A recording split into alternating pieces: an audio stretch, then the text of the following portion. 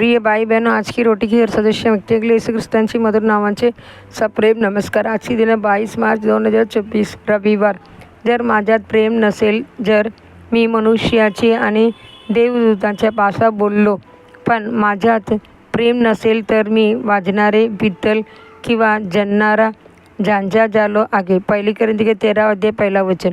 प्रेम ही दैवी भाषा आहे। मुके लोकी ती बोलू शकतात आणि बहिरे लोकी ती समजू शकतात। प्रेम त्याग करते, प्रेम प्रसोगन देते, प्रेम पुनरुत्थानपणा करते, प्रेम हृदयावर कायमरूपी छाप सोडते, शेवटी प्रेमच विजय मिळवते। मानवी समाजाला एकत्र ठेवणारी एकमेव शक्ती म्हणजे प्रेम। बालक आपल्या मुलावरील प्रेमामुळे आपल्या आराम, विश्रांती आणि संबंधीचा त्याग करतात। शाळेतून घरी परतणारी एक छोटी मुलगी आनंदाने आपल्या आईला एक फूल देते। तिच्या प्रेमाचे ते चिन्ह असते। आईचे हृदय आनंदाने भरून जाते। प्रेम त्यांचे नात्याला अधिक घट्ट करते। एक पती दिवस रात्र मेहनत करून एक सुंदर घर बांधतो। तो त्या घराला आपल्या प्रिय पत्नीचे नाव देतो आणि म्हणतो, हे घर तुझ्यासाठी आहे। अशा प्रकारे तो कृतीतून आपले प्रेम व्यक्त करतो। पत्नी आपोआप आनंदाने भरून जाते। आपल्या जीवनात आपण अनेक प्रकारचे प्रेमाने वेढलेले असतो। पालक प्रेमाने आपल्याला वाढवतात, मित्र आपल्यावर प्रेम दाखवतात, शाळेतील सहकार्याशी आपली काळजी घेतात, नातेवाईक आपल्यावर स्नेहाची वर्षाव करतात। काही प्रकारचे प्रेम थोड्या काळासाठी आनंद देतात, काही स्वार्थ प्रेम फसवणूक करते, काही खोट्या प्रेमामुळे खोल निराशा येते।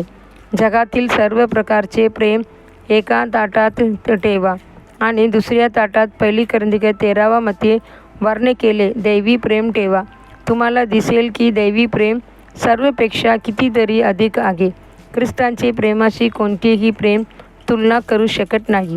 स्वार्थ प्रेम म्हणते सगळे मला मिळाले पाहिजे, पण दैवी प्रेम म्हणते माझ्याकडे काही नसेल तरी जे आहे ते इतरांसाठी देऊ दे। ते स्वतःला अर्पण करणारे आणि त्यागमय प्रेम आहे। प्रेमाची उंची आणि स्नेहाची गोली ख्रिस्तामध्ये प्रकट झाली।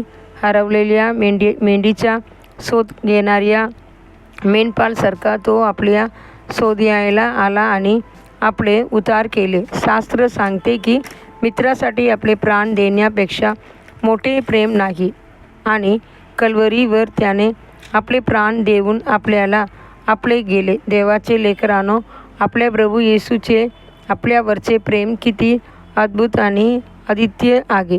अधिक चिंतनासाठी वचन।